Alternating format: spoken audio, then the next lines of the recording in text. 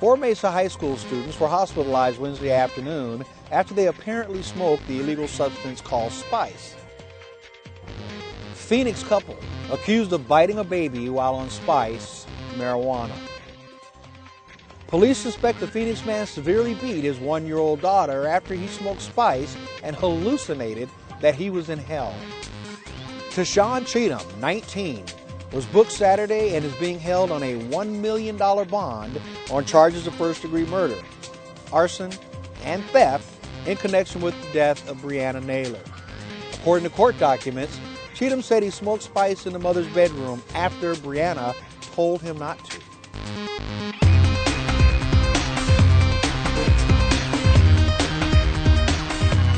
Hello all. You know, there used to be a time not so long ago when you heard the word spice and you thought of these. Today, when you hear spice, it may be well referring to this. I'm Officer James Holmes, Public Information Officer for the Phoenix Police Department. Today, we'd like to talk to you about spice and the human guinea pig. Not since the introduction and popularity of homemade methamphetamines has our community witnessed a more dangerous and mysterious social drug like the current use and abuse of spice and bath salts. Today, you're witnessing public, bizarre, and frightening events often recorded by our citizens or the media involving citizens who remove their clothing and run around our streets while committing crimes like carjackings and hit-and-run accidents, even skinny dipping in a town lake. One person claimed he killed his child during a blackout after using spice.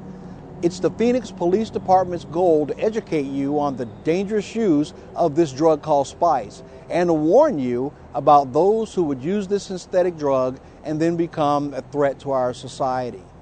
Dr. Blake Bulla, Director of the Emergency Department at Phoenix Children's Hospital, will talk to you about the health risk of using synthetic substances like spice. But first, let's talk to Mr. Roger Schneider from the Phoenix Police Department's Crime Lab about the chemical makeup of spice and bath salts. First of all, what is spice? We've been seeing it for about the past 3 to 4 years. And spice is a plant material that is not marijuana. It has nothing to do with marijuana, that has been treated with a chemical drug that can cause a very potent effect on your body. The thing that we have seen is that these chemicals have actually been developed in research laboratories, and they are not very well studied in humans. They've been studied on laboratory animals, parts of laboratory animals, in test tubes and petri dishes. So they know that it's a drug chemical, but what it is going to do to you in the long term, they have no idea. They also don't know what the side effects are from using this in the short term. These materials, the drug is added to the plant material, and the plant material is sold as potpourri or herbal incense, and it's usually labeled not for human consumption. The reason being is that if it's intended for human consumption, they would actually have to know or have an understanding of what these chemicals could and would do to you, like a pharmaceutical company does when they market a drug as a medicine. Every time the state of Arizona or the federal government has made some of these chemicals illegal, usually within a month, we have seen the people that put together and sell spice change to a different set of chemicals. So this is ever-changing, and they are having to go to chemicals or new drug chemicals very rapidly.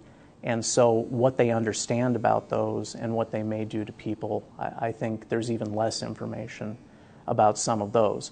In the 3 to 4 years that we've been seeing spice, the chemicals have changed 3 different times as Arizona and the federal government have made these drugs illegal.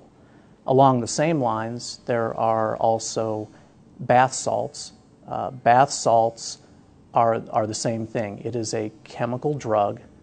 Most of these have not been studied very much, if at all, in humans. A lot of times these products are labeled as glass cleaner, plant food.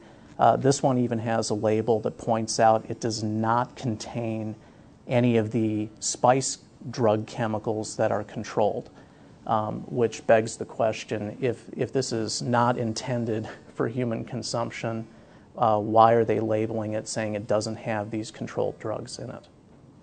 I think the most important thing to understand is whether you're talking about spice or bath salts, is that if you decide to use these materials and put them in your body, you're essentially acting like a guinea pig, since we don't understand what the long-term effects of this use is going to be. 10 years from now, 20 years from now, you really don't know what these materials are going to do to you.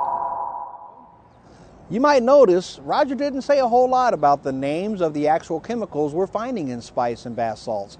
That's because no batch of this stuff is the same. It's kind of scary, isn't it?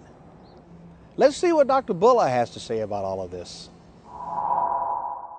Hi, I'm Blake Bulla. I'm the Division Chief for the Department of Emergency Medicine at Phoenix Children's Hospital. We're pleased to team up with the Phoenix Police Department to talk about a growing epidemic with synthetic drugs that are on the street affecting our children, in particular spice. There are a lot of children coming in with very vague symptoms, and we never know exactly what we're treating, which makes this very dangerous. But kids will present with fast heart rates, high blood pressure, sometimes seizures and hallucinations. It makes it very difficult for us to treat them, and it is a growing problem.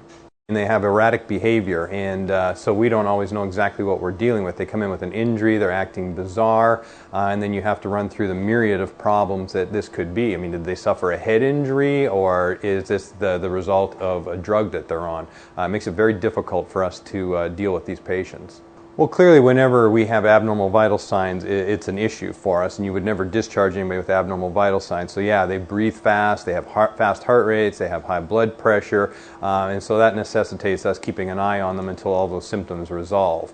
And that can take hours to days at times, and so that is part of the issue. The problem with all these synthetic drugs is you really don't know what you're getting.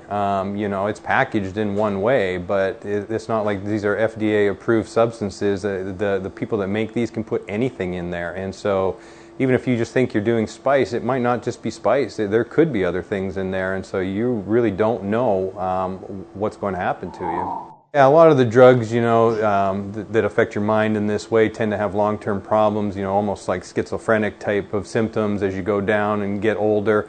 I mean, I can't say that that will happen for sure with spice, but, you know, there's a very high likelihood of that because they alter your mind. And we see those kids coming in like that, and there's no doubt that that will probably happen as they get older as well.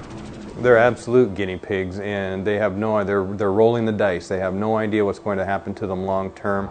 It's a relatively new drug here in the United States, and there is no doubt that there's going to be long-term effects. We just don't really know what they're going to be at this time, but just with our experience with other drugs in the past, it's probably not going to be good. Well, ladies and gentlemen, you've heard it from the experts. If you use these so-called designer drugs, you really have no idea what chemicals you're putting in your body and what the short or long-term effects will be. Life does not usually end well for laboratory test animals, so don't volunteer yourself to be a guinea pig. Don't use designer drugs.